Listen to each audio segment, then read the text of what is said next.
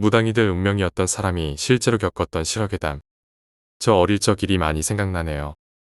어릴 때 워낙 신기가 강해서 용한 무당 아주머니가 그 당시 이 기운이 1년 더 가면 무당이 될 거라고 하셔서 엄마가 걱정을 엄청 하셨는데요. 그럴 팔자가 아니었던지 1년도 지나기 전에 깜짝같이 신기가 없어져서 무당 팔자는 피한 사람이 저예요. 지금은 못 보는데 어릴 적 그 당시에는 엄청 봤어요. 다 기억하는데 에피소드가 정말 많아요.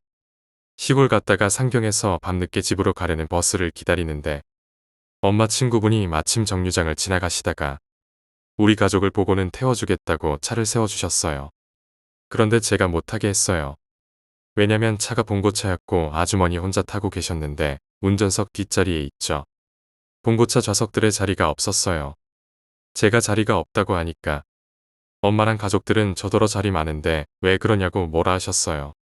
그런데 없는 걸 있다고 알 수가 없었어요. 그 많은 자리 중 맨 뒷자리에는 검은 관이 놓여 있었고 나머지 자리에는 검은 모자에 검은 복장을 한 남자 2명이 줄 같은 걸 들고 아주머니를 노려보고 나머지 자리에는 생기가 전혀 없는 사람들이 앉아서 아주머니 뒤통수만 뚫어져라 보고 있었거든요. 제가 죽어도 안 탄다고 울고불고 하니까 계속 아주머니를 붙들고 있을 수 없어서 엄마가 그 아주머니를 보내셨어요. 정류장에서 100m도 못 가서 돌아가셨어요. 대형 화물 트럭이 신호를 잘못 보고 속도를 줄이지 않고 달려오다가 그대로 박았대요. 어느 날은 버스를 탔는데 버스 안에 자리가 2개만 남기고 다들 승객들이 앉아 있는데 저는 앉지 않았어요. 창가 쪽 자리에 목이 꺾인 채 입에서 피를 흘리고 있는 귀신이 비어있는 옆자리를 뚫어져라 보고 있더군요.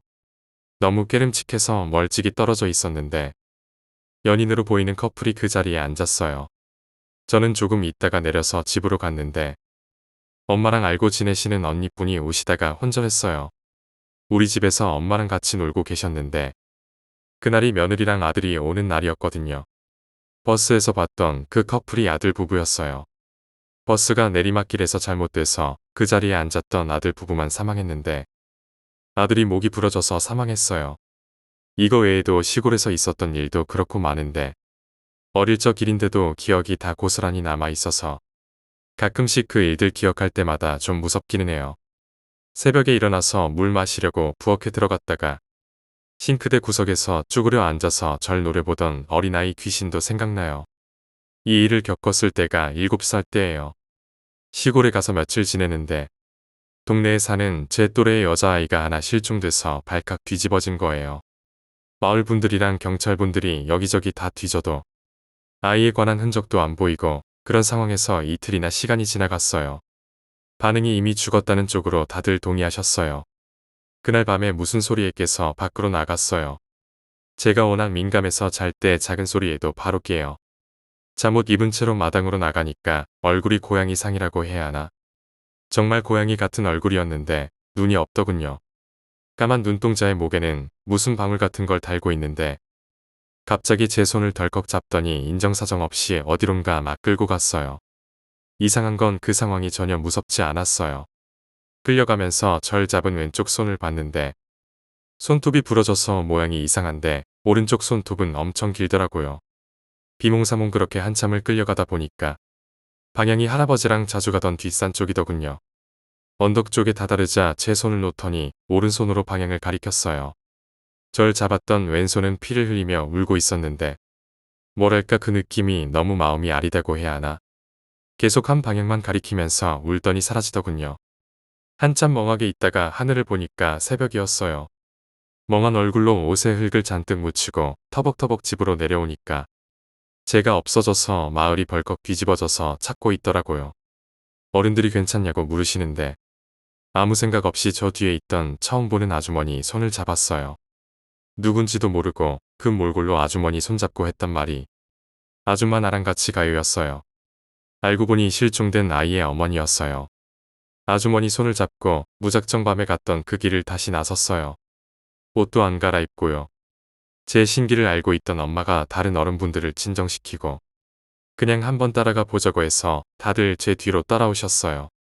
그 장소에 다다라서 아주머니 손을 놓고 귀신이 가리키던 쪽을 유심히 보니까 작은 입구가 보였어요.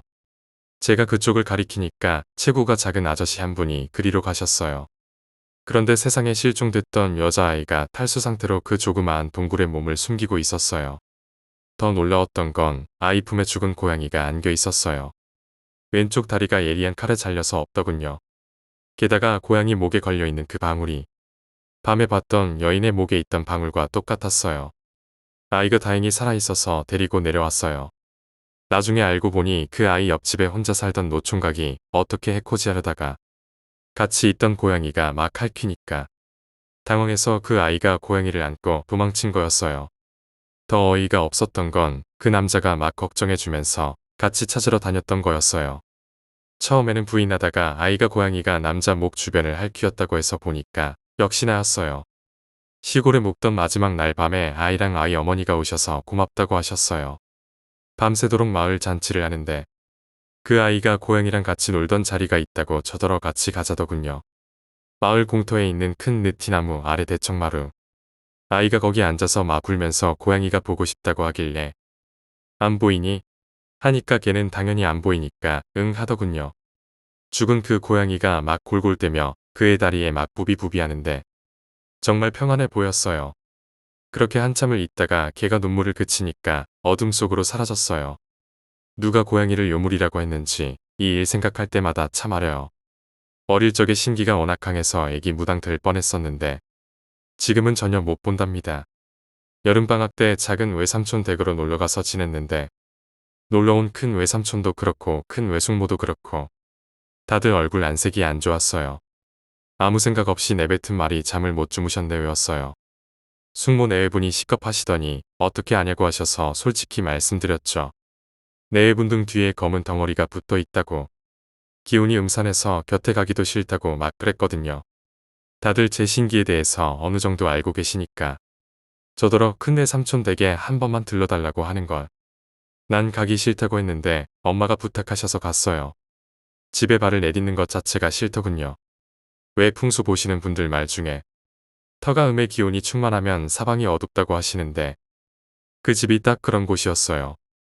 오만 인상을 찌푸리면서 집으로 들어갔는데 거실에 놓인 텔레비전 위에 할머니 한 분이 앉아 계셨고 생기가 없는 젊은 여자분이 화장실 욕조에 앉았다 일어섰다만 반복했어요. 오래된 홀령들은 죽은 지 얼마 안 된 홀령들에 비해 형체가 뚜렷하지 않아요. 집안 여기저기에 그런 홀령들이 엄청 많더군요. 부엌 식탁의 외사촌 작은 오빠가 밥을 먹고 있었는데 옆에 있는 빈자리에 얼굴이 없어요. 너덜해 보이는 흰 소복 입은 형체라고 해야 하나 그런 게 옆에 앉아 있는데 몸뚱이가 오빠 쪽으로 향해 있었어요. 오라버니 소화가 안 돼서 연신 가슴만 툭툭 치고 있었고요. 어디서 끙끙 앓는 소리가 들려서 가보니 큰 오라버니 방이었어요. 오빠가 끙끙 앓는 소리를 내며 침대에 누워 낮잠을 자는데 소리를 낼 수밖에 없겠더군요.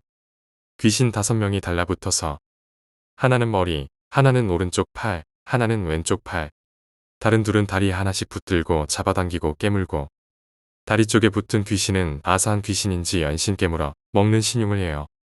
제가 가서 오빠를 깨웠는데 쉽게 일어나질 못해서 이 집에 있는 왕소금 말고 햇살 잘 드는 집에 가서 왕소금 좀 얻어오라고 했어요.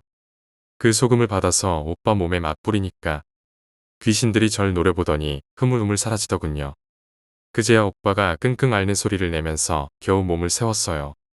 그러고 나서 안방에 가보니까 방에 무슨 불이라도 난 줄 알았어요. 방에 시커먼 연기가 여기저기 모락모락 하더군요. 옷장 있죠?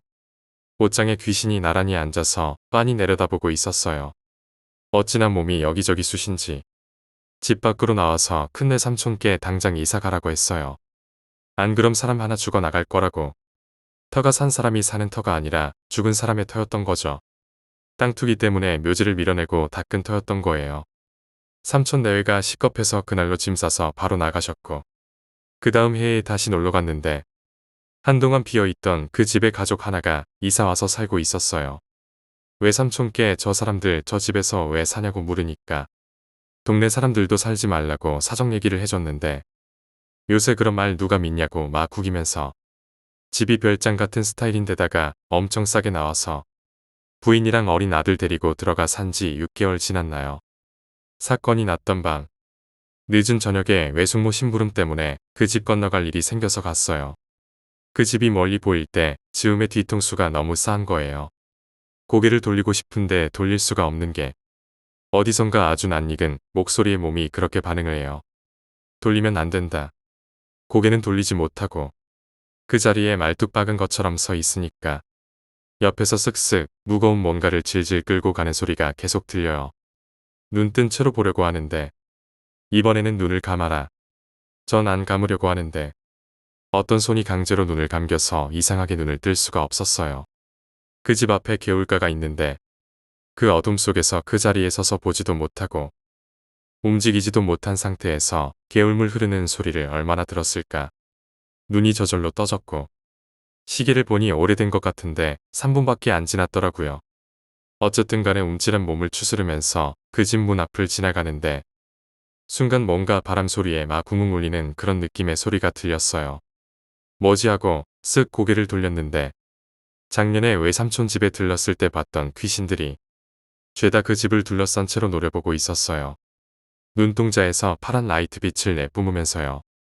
큰일 나겠다 싶어서 얼른 그 집 앞을 떠나서 외숙모 집으로 와서 그 집에 일 나겠다고 사람 데리고 가봐야 한다고 난리를 쳤어요. 동네 분들 몇 분 가셨는데 남편 되는 사람이 미쳐서는 아내 죽이고 아들까지 죽이려다가 동네 분들이 말려서 잡혀 들어갔어요. 어린 아들은 얼이 빠져서 계속 헛소리만 늘어놓고 있었대요. 우리 집이야. 아이 조부모님이 병원에 와서 그 아이 데려갈 때 근처에 있었는데 그 아이도 귀신의 신 상태였어요. 아이 다리에 매달려서 웃고 있던 귀신. 제가 할 수 있는 게 없어서 그냥 볼 수밖에 없었지만 지금 그 아이가 어떻게 지내고 있는지 걱정되네요. 그 집은 한동안 흉가로 있다가 땅 투기 바람이 불어서 어떤 사업자가 밀어버려서 몇 년 전에 없어졌어요. 세상엔 알다가도 모를 신기한 일이 많답니다. 지금은 못 보지만 장례식장 근처에도 잘 안 가요. 그런 기운이 좀 남았는지 한번 갈 일이 있어서 갔다 오면 며칠을 끙끙 앓았어요. 겨울 날이었는데 별로 아픈 데도 없는데 며칠을 끙끙 앓았던 적이 있었어요. 병원에서도 이유를 모르겠다고 하고 신기 있는 분들이 이유도 모르게 아픈 그런 열병. 너무 알아서 입술이 너무 마르다 못해 껍데기 벗겨지고 헐러서 피나서 누워있는데 갑자기 벌떡 일어나더니 그 추운 겨울에 잠옷 바람에 맨발로 걸어 나갔대요. 엄마가 놀라서 막 쫓아오셨는데 눈 오는 골목 중간에 서서 텅 빈 거리를 조용히 응시하면서 웃고 있더래요. 기운이라고는 없어서 말도 못하던 애가 허공을 바라보면서 막 웃고 얘기하다가 나중에는 울기까지 했대요. 가까이에서 제가 하던 얘기를 듣던 엄마는 주저앉으셨어요. 제가 했던 말이 외삼촌 여기까지 어떻게 왔어? 가는 거야? 먼 길 가는 거야. 가지마. 아저씨 우리 외삼촌 데려가지 마요. 하면서 울었대요. 다른 기억은 없는데 이상하게 이거 하나는 기억이 나는 게 외삼촌이 제 머리를 쓰다듬어 주면서 너 이제 안 아플 거야. 엄마 잘 모셔야 한다. 그 다음날 눈을 떴을 때 정말 언제 아팠냐라는 듯 전혀 아프지 않았어요. 그날 차가운 바닥에 주저앉아서 울고 있는 거 더럽고 집에 들어서자마자 전화가 왔어요. 큰 외삼촌이 사고로 돌아가셨다고 했어요.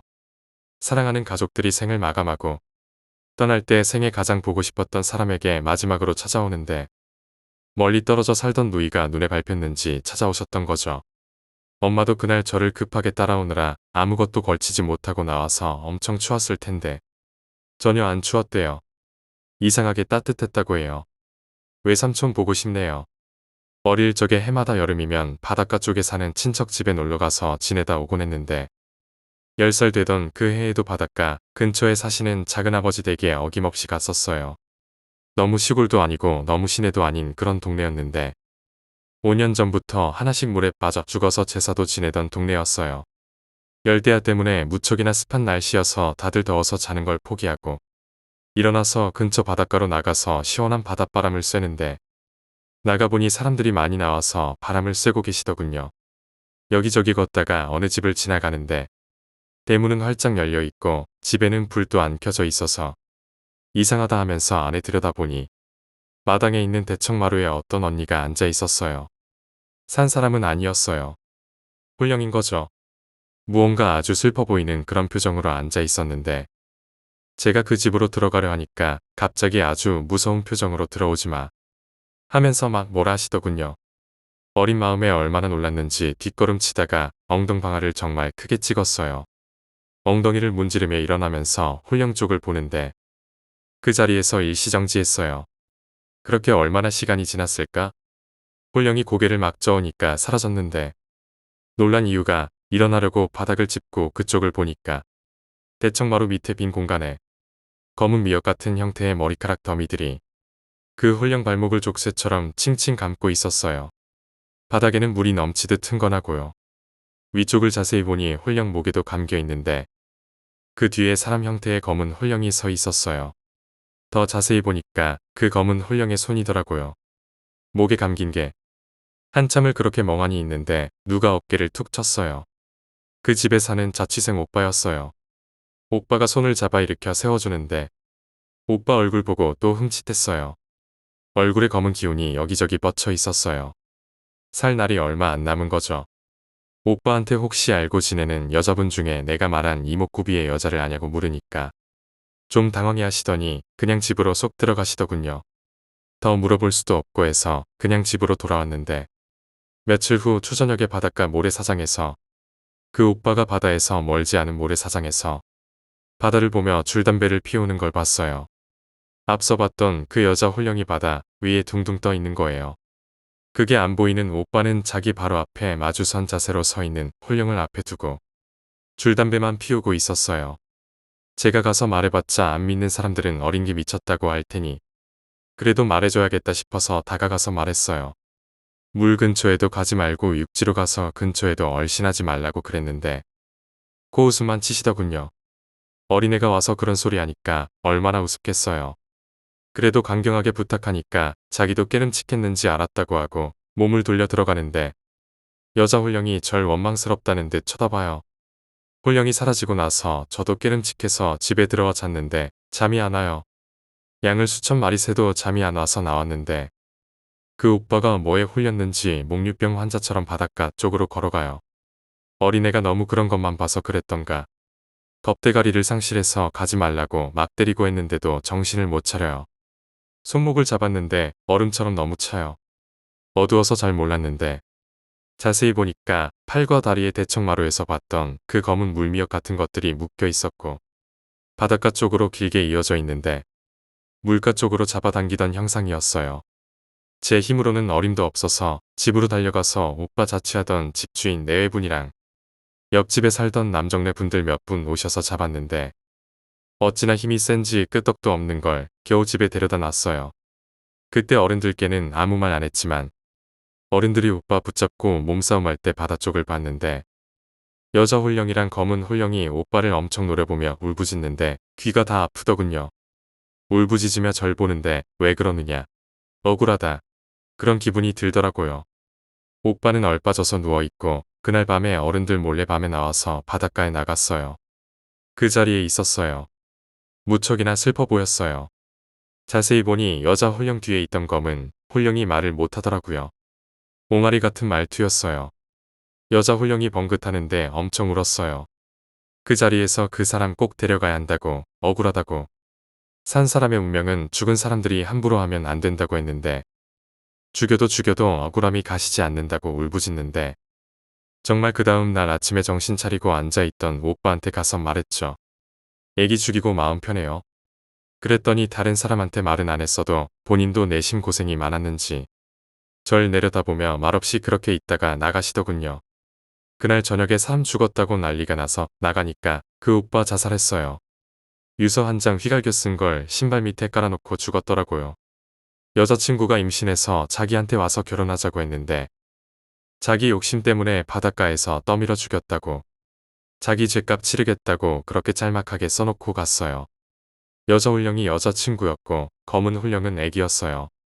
뱃속에 있던 형태도 없이 그렇게 바다에 얽매여 있었던 것 같아요. 그 이후로 그곳에서 익사자 한 명도 없다고 해요. 사람으로 태어나서 정말 100% 깨끗하게 살다 갈 수는 없지만 목숨 가지고 죄 짓는 건 하지 말아야 해요. 그 오빠 자살한 후에 다시 갔을 때 바닷가에는 아무것도 안 보였지만 어린 마음에도 너무 가슴 아팠어요. 여름에 한창 휴가철 되면 많은 분들이 여기저기로 차를 몰고 많이 떠나시잖아요. 고속도로들, 특히나 어둠이 깔린 늦은 밤에 고속도로에는 많이 보여요. 대개 사람이 정해진 운명대로 죽는 경우에는 인도자가 있거나 어디선가 길을 알려주지만 사고로 불귀의 객이 되는 경우에는 자기가 죽은지도 몰라요. 그러다 보니 사고 현장에서 떠나지 못하고 맴도는 지방령이 돼요. 특히나 사고 다발 지역의 고속도로.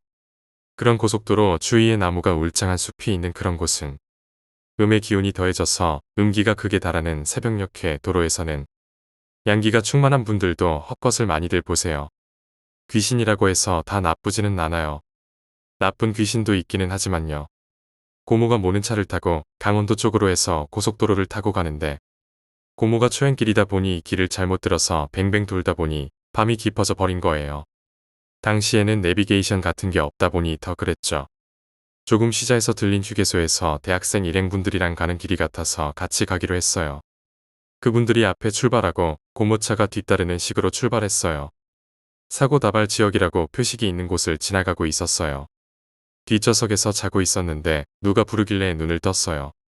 고모가 운전대를 잡고 있는 바로 그 운전석 창가에 얼굴이 일그러질 대로 일그러진 여자 귀신이 붙어서 절 부르고 있더군요. 고모 놀랄까봐 조용히 바라보며 말없이 앉아 있었는데 그렇게 한동안 있더니 앞서가던 일행분 봉고차에 턱하니 올라타서 몸은 고모차 쪽으로 해서 절 보며 고개를 까딱까딱해요. 제가 귀신을 보는 걸 아는 거죠. 외롭다, 외롭다. 이 두 마디만 제 귀에 울려요. 그렇게 한참을 가는데 앞에 가던 차가 멈춰서 고모도 차를 세우고 내렸어요. 앞에 길이 두 갈래로 나뉘어 있는데 왼쪽은 포장이 잘 된 지름길이었고 오른쪽은 비포장에다 시간이 좀 걸리는 길이었어요. 늦은 밤이고 하니 자기들은 지름길로 갔으면 한다고 했어요. 제가 차에서 내려서 봉고차를 보니 그 귀신은 없더군요. 두 갈래로 갈린 길을 보는데 지금도 그 느낌은 정말 지름길이요. 포장된 도로 사이로 나무가 울창하게 서 있는데 안개가 에워싸고 있더군요. 물론 그 안개는 제 눈에만 보였던 거였어요. 그 안개 사이로 여러 홀령들이 나무 사이로 숨어서 얼굴만 내밀어 우리 쪽을 보고 있었는데 그 스산함과 한기, 무엇보다도 홀령의 얼굴에서 내뿜는 시퍼런 안광이 너무 소름 끼치더군요. 계속 그쪽을 보고 있는데 도로 한가운데에 아까 봤던 그 귀신이 씩 웃으며 손짓을 해요. 이리 와, 이리 와. 뒷걸음질 쳐서 고모한테 냉큼 가서 우리는 다른 길로 가자고 막 그러니까 당시에 외가 친가 쪽 친척들은 제 신기에 대해서 알고 있는 상황이라 고모도 제 말에 좀 찜찜했는지 다른 길로 가기로 하고 그 일행분들에게도 그냥 다른 길로 가자고 했는데 그분들은 시간에 쫓겨서 안 된다고 해서 갈라지기로 했어요. 그분들 차가 먼저 왼쪽 길로 들어서는 걸 본 후에 고모 차를 탔는데 너무 무서워서 어깨를 감쌌어요. 그 광경이란 봉고차가 그 길에 들어서서 도로를 타고 질주하는데 귀신들이 전부 그 차에 매달리더군요. 그렇게 매단 채로 봉고차는 달렸어요. 밤새 오한에 떨면서 늦게 친척 집에 도착하고 잠을 청했어요. 아침이 돼서 밖으로 나왔어요. 사람이 북적북적하니까 먼저 와 있던 가족들이랑 다 나와서 무슨 일이냐고 했어요. 현장에 가지도 않고 그 자리에서 제가 했던 말. 사람 죽었어. 객이 됐구나. 못된 귀신이야. 그래도 둘은 살았네. 이웃집 분이 오셔서 얘기하시는데 어제 그 일행들 차가 공사가 덜 끝난 도로인지도 모르고 과속해서 절벽에서 차가 굴렀는데 둘만 빼고 나머지 다 죽었다고 하셨어요. 가족들이랑 친척들이 죄다 멍한 표정으로 저를 보고 마지막으로 제가 한마디 더 하고 집으로 들어갔대요. 둘이 살면 뭐하나. 하나는 귀신 붙어서 하나 더 죽이고 따라가겠구먼. 독하다 독해. 한참 시간이 지난 후에 집으로 전화가 왔었어요. 살아남은 2명 죽었다고. 같은 도로에서 둘이 싸우다가 남자가 여자를 절벽에서 밀어버리고 남자는 차를 타고 가다가 나무에 차를 박아서 사망했다고 해요. 사고 다발 지역이라는 팻말이 있는 곳은 조심하세요. 그곳에 묶여있는 지방령들은 한이 맺힌 경우가 대부분이라 의외의 사고가 많이 일어난답니다. 날 더우면 335 여러분들 모여서 흉가 체험 같은 거 많이 하시잖아요. 사람들 사이에 많이 알려진 그런 흉가들 말고 알려지지 않은 숨어있는 흉가들이 있어요. 땅의 지기를 보거나 귀신을 보는 분들만 아시는 흉가가 있는데 이런 데는 알려지지 않는 이유가 정말 위험해서 대개의 일반 분들은 전혀 모르세요. 정말 사고가 날지도 모르니까요. 그리고 그런 곳은 일반 사람들 눈에는 잘 안 띄어요. 저 봐주시던 무당 아주머니도 항상 하시던 말씀이 혹여 산을 걷거나 길을 걷다가 그런 곳을 보게 되거든. 누구한테 알리지도 말고 들어가지도 말고 생각도 하지 말라고 하셨어요. 자기들도 힘들고 신님들도 괴로워서 안 간다고 하셨어요. 어릴 때라 어디였는지는 기억도 없지만 정말 그 기운이 알려진 흉가들과는 비교조차 할 수 없을 정도로 정말 무서웠어요. 어떻게 거길 갔는지도 모르겠거니와 어떻게 거기서 나왔는지도 모르겠어요. 지금도 시골에서 지낼 때 동네 애들이랑 놀다가 갑자기 비가 쏟아져서 다들 적당한 곳에 숨어서 비를 피하다가 비가 그치자마자 다들 나왔는데 제일 어렸던 5살짜리 여자아이가 안 보이는 거예요. 애들끼리 찾아보자 하고 열심히 찾았는데 찾다가 찾지도 못하고 다들 지친 상태에서 다른 애들은 부모님이랑 동네 어르신들에게 알리라고 보내놓고 저는 계속 찾으러 다녔어요. 정신없이 여기저기 돌아다니다가 어느 순간 정신 차리고 보니 뒷산이었어요. 등산 코스가 있는 곳이라 객지분들도 많이 오시는 산인데 처음 보는 길이 있더라고요. 늘 다니던 길이라 익숙한 장소인데 그 길은 처음 보는 곳이었어요. 그날따라 기분도 뭐랄까 몽롱한 그런 상태가 계속됐어요. 그렇게 멍하니 서 있는데 제 옆으로 남자 등산객 4분이랑 여자 등산객 1분이 뒤도 안 돌아보고 그 길로 가는 거예요. 이상한 게 저 사람들 붙잡으면 안 된다라고 계속 머리에서 울려요. 그분들을 따라 저도 뒤에서 저도 모르게 따라가고 있었어요.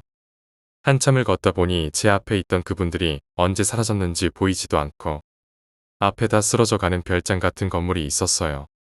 대문은 다 낡아서 풀이 무성한 잡초더미 사이에 아무렇게나 나뒹굴고 있었고 온몸이 막 아프고 쑤셨는데 막 여기저기서 우는 소리가 들렸어요.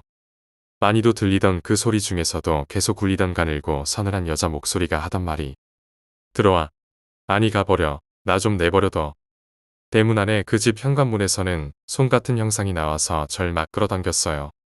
그때 정신이 번쩍 들면서 어딘지 알겠더군요. 이게 무당 아주머니가 말하던 그런 흉가였다는 걸요. 안 들어가려고 발버둥 치는데 뒤에서 들어가라고 막 밀어요. 뒤돌아보니 아까 제 앞으로 앞서가던 그 등산객 일행들. 흉가에 붙잡혀 있는 귀신들이었던 거죠.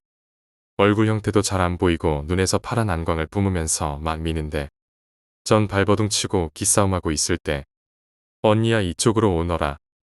어린애 목소리가 들리는 쪽을 보니 제가 찾던 그 아이가 제가 왔던 길의 반대쪽에 있더라고요. 제가 알기로는 절벽인 장소였거든요. 어쩌나 하고 고민하다가 무작정 아이 쪽으로 뛰었어요.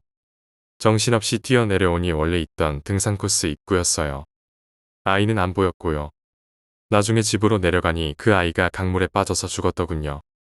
죽은 아이가 절 구하러 왔던 거죠. 며칠 후에 다시 산에 가서 그곳을 찾으려고 해도 못 찾겠더군요. 지금 생각해보면 정말 지금도 절 구해준 아이에게 감사하면서 살아요.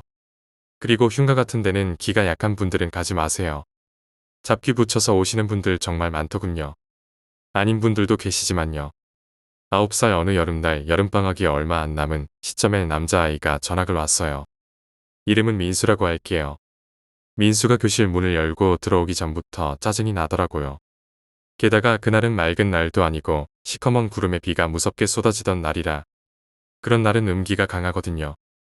걔가 들어오는데 제 표정이 싸해져요. 그럴 수밖에 없는 게 이미 옛적에 죽어야 할 애가 살아있는 케이스였어요.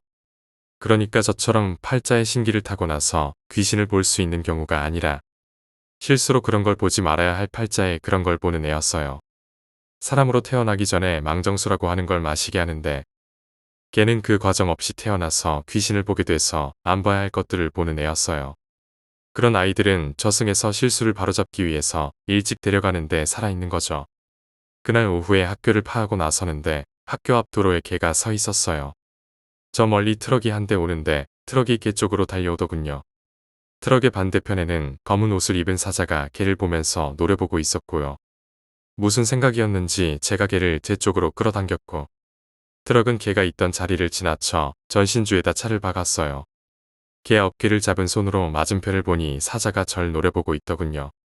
그 순간 온몸이 어찌나 아프던지 그 다음 날에도 여전히 통증이 있어서 무당 아주머니께 갔더니 방에 들어서기 전부터 엄청 혼났어요. 왜 그랬냐고, 내가 죽고 싶은 거냐고, 사자가 하는 일을 방해하면 안 된다고, 다음에 그런 일이 있어도 그냥 눈 감고 넘어가라고 하셨어요. 갈 사람은 가야 한다고. 그날 밤에 슈퍼에 가려고 아파트를 지나가는데 저도 모르게 아파트로 발길을 돌려서 갔어요. 어느 동 앞에 서서 위를 보는데 아파트 9층에 아이가 보였어요. 베란다 난간을 붙들고 발버둥을 치고 있었는데 그 아이의 두 발목을 전날 본 그 사자가 붙들고 잡아당기고 있었어요. 민수더군요. 무당 아주머니 경고는 무시한 채 경비 아저씨를 불러서 부랴부랴 집으로 올라가서 그 집 식구들을 다 깨웠어요. 어떻게 애가 살려달라고 비명을 질렀는데 잘 수 있냐고 하니 식구들은 아무도 그 소리를 못 들었대요. 사자도 무서운 표정으로 같이 올라와서 한참을 노려보더니 사라졌어요. 그날로 사흘 동안 원인 모를 열병을 곪고 날다가 사흘째 되는 날 꿈을 꿨어요. 그 사자가 나타나서 다음은 없다고 한 번 더 막으면 같이 데려가겠대요. 나흘째 되는 날 걔네 집에 찾아갔더니 집 여기저기에 무슨 부적이 그리 많은지 그 집 식구들도 민수에게 어떤 일이 있는 건지 알더라고요. 무당이셨던 민수 할머니가 돌아가시기 전까지 하나 있는 5대 독자라서 어떻게든 살려보겠다고 1년에 10번도 넘게 이사를 다니셨대요. 사자가 오면 도망가고 그런 식인 거죠. 근데 민수 아버지는 그런 걸 안 믿는 사람이었어요. 할머니도 돌아가시고 안 계시니 아예 이곳에 뿌리 박겠다고 저 부적도 다 뗄 거라면서 화를 내시는데 그분한테 그런 게 안 보일 테고 무엇보다 무당이셨던 어머니의 존재가 많이 싫으셨던 듯했어요. 민수가 안 보여서 어디 갔냐고 물으니 학교에 놓고 온 게 있다고 학교에 갔다고 하더군요. 그 소리를 다 듣지도 않고 신발 신는 둥 마는 둥 뛰어서 학교로 달렸어요. 왜냐하면 그 얘기를 듣는 순간 제 맞은편 베란다 바깥쪽. 그러니까 공중에 사자가 떠 있더군요. 웃는 건지야 눕는 건지 모를 그런 표정으로. 오늘 그 아이를 데려갈 거라는 게 느껴졌어요. 학교에 도착해서 교실에 가보니 민수가 없었어요. 민수 이름을 막 부르는데 경비실 아저씨도 어딜 갔는지 안 보였어요. 텅 빈 교실 여기저기 찾으러 다니는데 복도를 지나가다가 바깥을 봤는데 그 자리에서 얼었더라고요. 학교가 언덕 중턱에 있어서 한참 걸어 올라와야 하는데 언덕 올라오는 길. 그러니까 교문 밖에 사자가 올라오는데 사자 뒤로 주인 없는 빈 검은 자전거가 따라 올라오더군요. 운전하는 사람도 없는 겨우 굳은 몸을 풀고 찾으러 다니는데 화장실에서 비명소리가 나요. 그만요. 따라갈게요. 그렇게 우는 소리까지 내더니 잠잠해졌어요. 화장실 문 밖에 그렇게 서 있다가 옆을 보니 그 아이가 자전거에 타고 있고 그 옆에 사자가 무섭게 내려다보고 있더군요. 그 아이가 절 보며 힘없이 미소 한번 지어주고는 앞서가던 사자 뒤로 검은 자전거에 실려 순식간에 사라졌어요. 눈물이 막 떨어지더라고요. 비명 소리 듣고 쫓아온 경비실 아저씨가 화장실 안에서 개 시신을 발견했어요. 한동안 학교 그 화장실에 개 귀신이 나온다고 소문나서 애들이 무섭다고 해서 막아놓기도 했었어요. 그렇게 개가 죽고 100일 되던 날 꿈을 꿨어요. 민수가 제게 하얀 꽃다발을 안겨주고 굉장히 인상이 좋아 보이시는 할머니 뒤를 밝은 표정으로 따라가더군요. 좋은 곳에서 다시 태어났을 거라 믿어요. 학교에 얽힌 괴담들 많이들 아시죠? 학교 다닐 때 우리 학교에 뭐가 있더라 등등. 애들끼리 335 모이면 얘기 나누고들 했는데 실제 학교에는 잡기가 많아요. 지은 지 얼마 안 된 그런 학교들 말고 역사가 오래된 학교들이요. 그런 학교일수록 그 학교에 묶여있는 귀신이 많아요. 여름날 9살 때 시골 친척 집에 놀러 갔다가 어른들 다 저녁에 마실 나가시고 어린 저를 사촌언니한테 맡기셨어요. 사촌언니가 그날 학교에서 공포체험 같은 걸 하기로 친구들이랑 약속했는데 저 때문에 어쩌나 하다가 절 데리고 갔어요. 남겨두고 가면 100% 혼날 테니 숙직실에 선생님께 인사드리러 갔는데 안 계셨어요. 그날 숙직 선생님이시던 가정 선생님께는 이미 며칠 전에 허락을 받은 상태라서 팀을 나눠서 자기들끼리 놀려고 하는데 제 눈치를 봐요. 난 괜찮다고 언니들 재밌게 놀라고 혼자 잘 논다고 막 그러면서 언니들 내보냈어요. 다들 괜찮겠니? 하면서도 다들 좋아 죽더군요. 무책임한 언니들.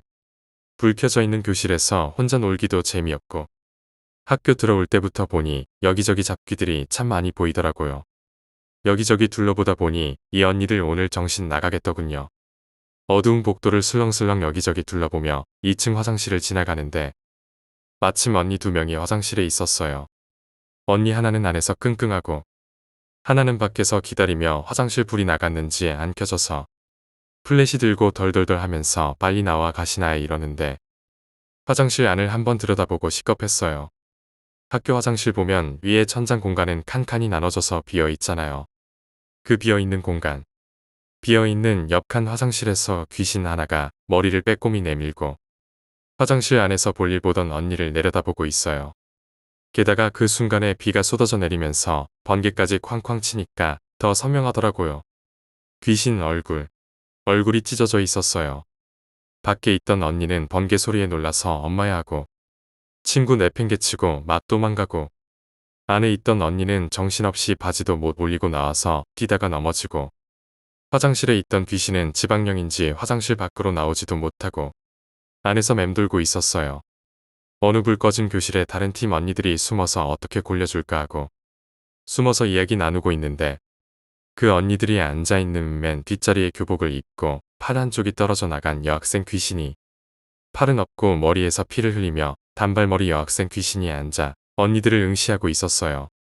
그 언니들은 그걸 아는지 모르는지 자기들끼리 시시덕거렸어요.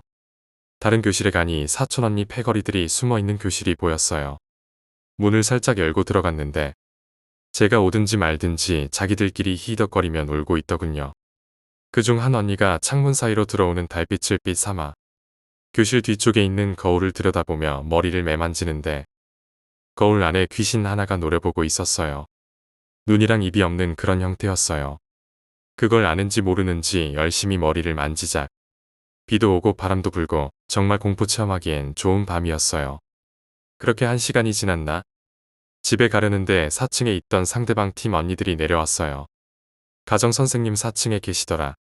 순찰 돌고 계신지 우리가 불러도 말이 없으시던데 라고 언니 친구들이 말했어요.